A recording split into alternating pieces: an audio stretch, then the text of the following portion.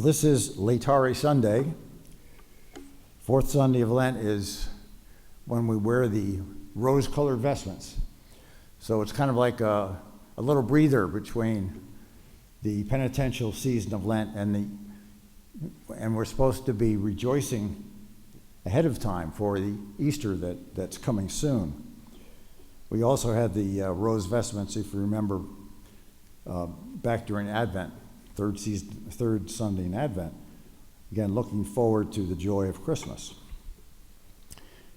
And surely this gospel about the healing of this man born blind is a cause for rejoicing for this man, for everyone who knew him. The physical blindness is a terrible thing for many millions in our world today. It causes much suffering. But fortunately, unlike things that were the case in the time of Jesus, we can now heal, or at least prevent, many cases of global vision loss. But spiritual blindness is a more intractable kind of problem, and it affects everybody. And it's really not preventable either, thanks to original sin. We all carry around down deep inside, where nobody else can see, areas that are dark, that we don't let anybody else see. Maybe areas we're ashamed of, or things we're afraid somebody might find out about us.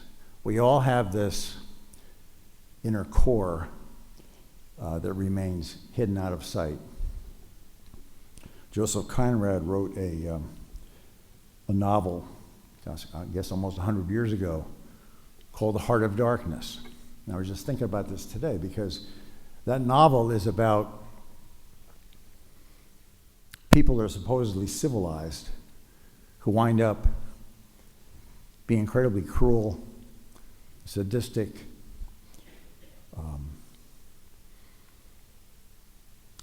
doing shameful things, cruel things, morally corrupt.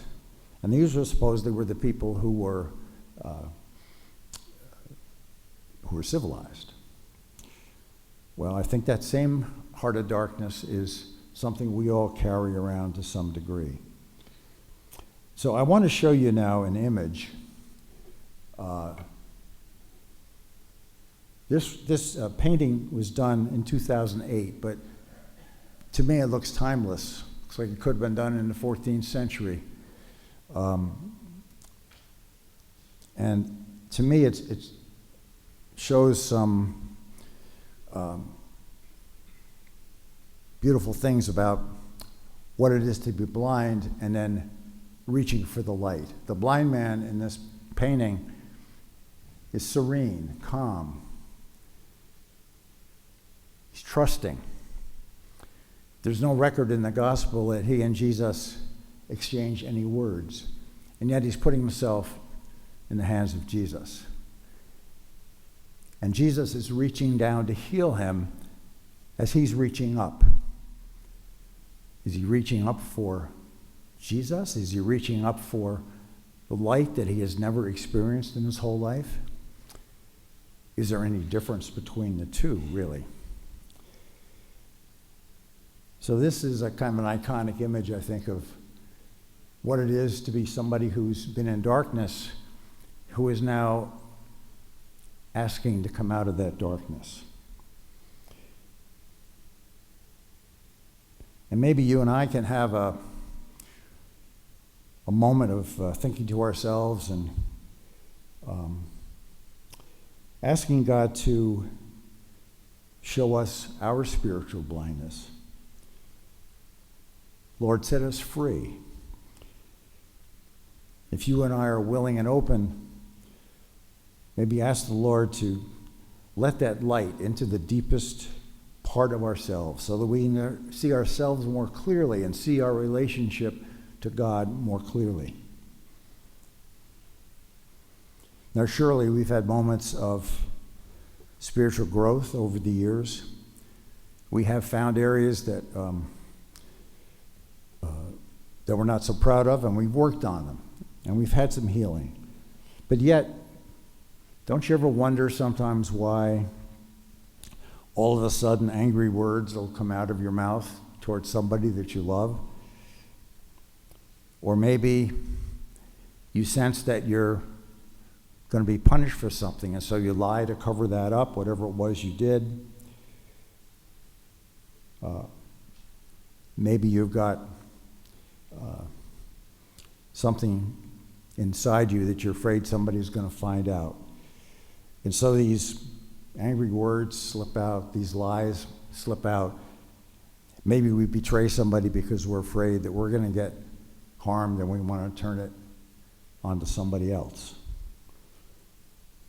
And in our quiet moments, sometimes those dark memories come back. But we push them away. I push them away. That's what sinners do. That's why we stay stuck in our sin. So we have this opportunity to take courage. Be like that gentleman. Reach up to the light. Ask God to come in and show us those areas and heal us. We know we've got scars and wounds that maybe happened years ago, never fully healed, never fully acknowledged, things we're afraid to let anybody know about.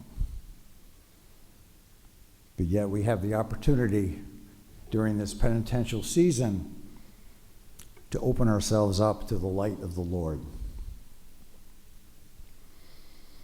Even though we want to move towards the light, there's a part of us that resists. There's a part of us that wants to stay hidden. It's that tug of war that's always taking place inside us. And so this spiritual journey that we're on will take our whole lives, but we make progress little by little. We shift more and more towards making God the center of our lives and getting the ego, our own ego, out of the way.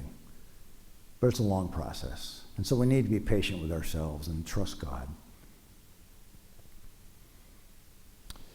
But maybe sometime we can have that expression on our face when we ask God to show us the light, to bring us into his light, to let us out of this self-imposed prison that we live in much of the time.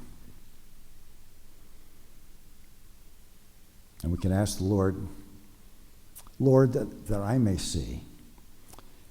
Let me see those areas that I've avoided or denied for years. You know all about them. Shine your divine light on them, and give me courage to acknowledge and express my sorrow for what I've done. And give me the strength to offer all my blindnesses to you so that they can be transformed into clear spiritual vision. If we just took a few minutes each day between now and Easter and just sat in the Lord's presence and asked for that light, he will shine it on us. Absolutely. And we can take advantage of the sacrament of reconciliation and all the times it's being offered during this season. And ask forgiveness for all those areas of darkness, all the areas where we've persistently put ourselves first and not somebody else. But may we experience this calmness, this healing from the hand of Jesus as he reaches toward us and we reach toward him and he leads us into the light. Amen.